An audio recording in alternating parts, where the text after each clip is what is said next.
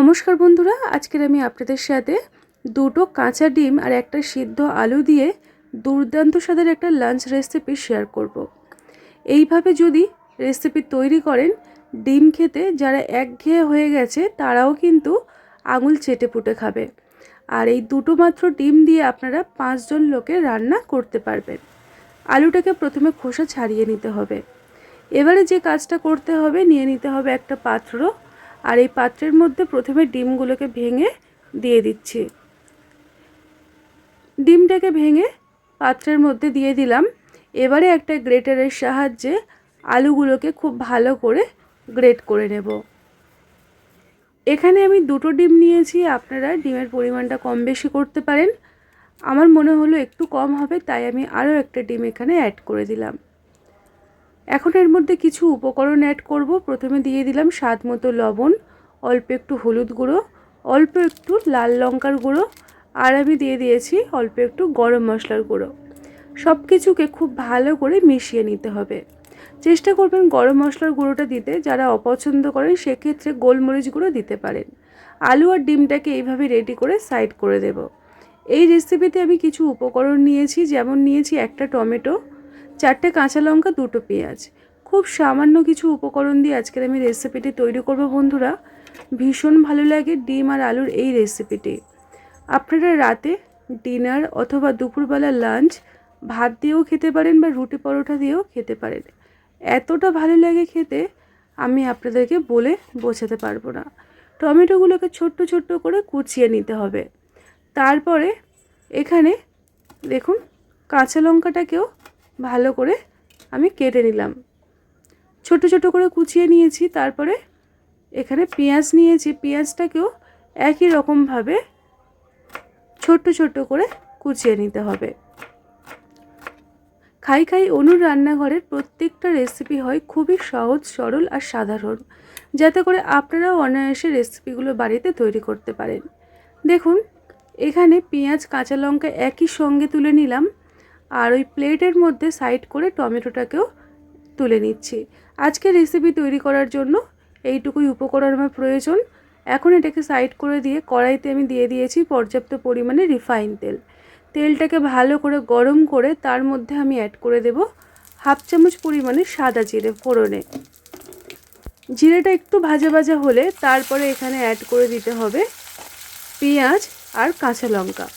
পেঁয়াজ কাঁচা লঙ্কাটাকে বেশ কিছুক্ষণ আমি তেলের মধ্যে ভেজে নেব।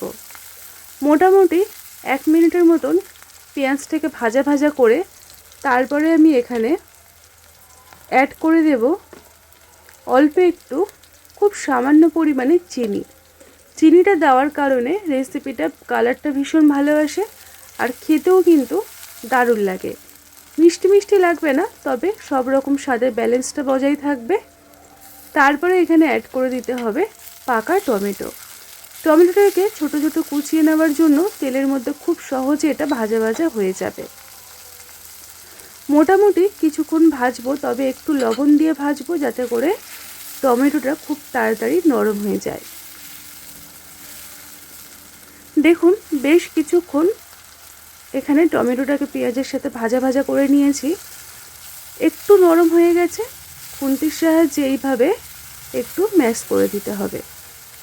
তারপরে এখানে অ্যাড করে দিতে হবে বেশ কিছু উপকরণ, যেমন সবার প্রথমে দিয়ে দিচ্ছি এখানে 2 চামচ পরিমাণে আদা রসুন আর কাঁচা লঙ্কা বাটা।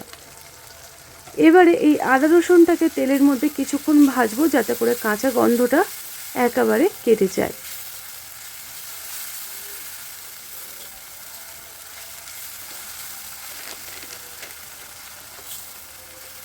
বেশ কিছুক্ষণ ভেজে নেওয়ার পরে এখানে আমি অ্যাড করে দেব খুব সামান্য পরিমাণে ঝাল লাল লঙ্কার গুঁড়ো। তারপরে অ্যাড করব খুবই অল্প পরিমাণে হলুদ গুঁড়ো। তারপরে আমি দিয়ে দেব জিরে গুঁড়ো, আর আমি দেব খুব সামান্য পরিমাণে হলুদ গুঁড়ো। বেসিক যে গুঁড়ো মশলাগুলো হয় সেইগুলো অ্যাড করে দিচ্ছি। তবে এখানে আমি অল্প একটু Kashmiri red chilli powder add করে দিলাম, আর অল্প একটু দিয়ে দিলাম ধনিয়া গুঁড়ো। সামান্য একটু জল দিয়ে মশলাটাকে ভালো করে কষাতে হবে যতক্ষণ না মশলার থেকে তেলটা সেপারেট হয়ে যাচ্ছে। দেখুন বেশ কিছুক্ষণ ভালো করে মশলাটাকে কষিয়ে নিচ্ছি। একদম মশলাটা এরকম গামাখা তৈরি হয়ে যাবে। তারপরে এখানে অ্যাড করে দেব চা চামচের 1 চামচ পরিমাণে টক দই। এই রেসিপিতে টক দইটা সম্পূর্ণ অপশনাল, আপনারা চাইলে নাও দিতে পারেন। তবে টক দইটা দেওয়ার জন্য এই রান্নার ফ্লেভারটা একটু অন্যরকম আসবে, খেতে ভীষণ ভালো লাগবে। দেখুন টক দইটা দিয়ে খুব ভালো করে মশলাটাকে কষিয়ে নিয়েছি। তেলটা অনেকটাই আলাদা হয়ে গেছে। এখন এখানে অ্যাড করে দিতে হবে আগের থেকে রেডি করে রাখা উষ্ণ গরম জল। জলের পরিমাণটা একটু বেশি করেই দিতে হবে, কারণ এই রান্নার শেষ পর্যন্ত এতটা কিন্তু ঝোল থাকবে না। তাই জলের পরিমাণটা আমি এখানে মোটামুটি 2 কাপের মতো জল দিয়েছি। স্বাদ মতো লবণ দিয়ে ফুটতে আরম্ভ করে দিয়েছে। দেখুন 1 মিনিটের মতো ফুটিয়ে নিয়ে এখানে আমি 2টো আলু আগের থেকে সিদ্ধ করে রেখেছিলাম, সেটাকে হাতের সাহায্যে ভেঙে এখানে দিয়ে দিচ্ছি। আলুটাকে দিয়ে ভালো করে সব কিছুর সাথে নাড়িয়ে চাড়িয়ে এখন আমি এটাকে ঢাকনা দিয়ে ফুটতে দেব। তার মধ্যে একটা ফ্রাই প্যান গ্যাসের উনুনে বসিয়ে দিয়েছি। অল্প একটু রিফাইন তেল ভালো করে গরম করে ওই তেলের মধ্যে আমি দিয়ে দেব, দেখুন আগের থেকে যে আলু আর ডিমের ব্যাটারটা রেডি করেছিলাম ওটাকে দিয়ে দিলাম।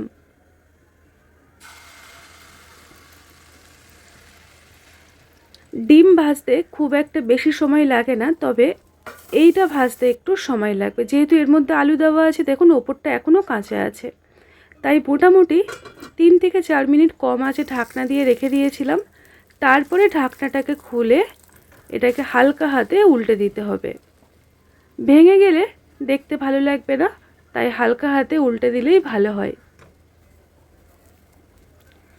দেখুন এখানে ওই স্প্যাচুলারের সাহায্যে লম্বা লম্বা করে কেটে নিচ্ছি।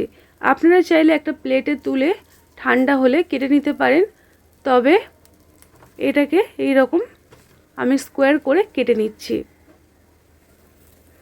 ডিমের অমলেট করে আপনারা অনেক রকমভাবে রেসিপি বানিয়েছেন, তবে এই রকমভাবে ডিম আর আলু দিয়ে বানিয়ে দেখবেন, স্বাদ মুখে লেগে থাকার মতো রেসিপি তৈরি হয় বন্ধুরা। আমি আপনাদেরকে বলে বোঝাতে পারবো না। তার জন্য অবশ্যই করে একবার হলেও এই রকমভাবে ট্রাই করে দেখবেন। খাই খাই অনুর রান্নাঘরের প্রত্যেকটা রেসিপি খুব সহজ সরল আর সাধারণ। যদি ভালো লাগে তাহলে চ্যানেলটিকে সাবস্ক্রাইব করে সাথে থাকতে পারেন। দেখুন ঝোলটা আগের তুলনায় কতটা কমে গেছে। হালকা হাতে নাড়িয়ে চাড়িয়ে এর মধ্যে আগের থেকে ভেজে রাখা ডিমের অমলেটগুলোকে দিয়ে দিচ্ছি। এতটা নরম হয় বেশিক্ষণ কিন্তু ভাজা যাবে না, এই বেশিক্ষণ ফোটানো যাবে না। হালকা হাতে জাস্ট নাড়িয়ে চাড়িয়ে 1 মিনিটের মতন একটু ফুটিয়ে নিলেই হয়ে যাবে। আজকের আমাদের মাত্র 2টো ডিম দিয়ে আর সিদ্ধ আলু দিয়ে দুর্দান্ত স্বাদের একটা রেসিপি। সবার শেষে আমি অল্প একটু শাহি গুঁড়ো গরম মশলা অ্যাড করব। যদি আপনারা পছন্দ করেন দেবেন, যদি না পছন্দ করেন তাহলে একটু জিরে আর ধনিয়া ভাজা মশলা দিয়ে দিতে পারেন, এতে করেও কিন্তু খেতে বেশ ভালো লাগে। এখন সব কিছুকে নাড়িয়ে চাড়িয়ে ঢাকনা দিয়ে গ্যাসের ফ্লেমটাকে অফ করে রেখে দেব। মোটামুটি 1 থেকে 2 মিনিট আমি ভালো করে ফুটিয়ে নিয়েছিলাম। ঢাকনাটাকে খুলে আপনাদেরকে দেখিয়ে দিচ্ছি। দেখুন আজকের আমাদের রেসিপি একদম তৈরি হয়ে গেছে ভাত বা রুটি দিয়ে খাবার জন্য।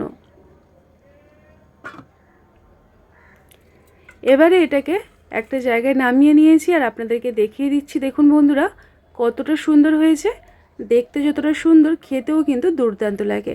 ভালো লাগলে অবশ্যই করে লাইক দিয়ে চ্যানেলটিকে সাবস্ক্রাইব করে নিতে পারেন। আজকের মতো এই পর্যন্ত, সবাই ভালো থাকবেন, সুস্থ থাকবেন, টাটা।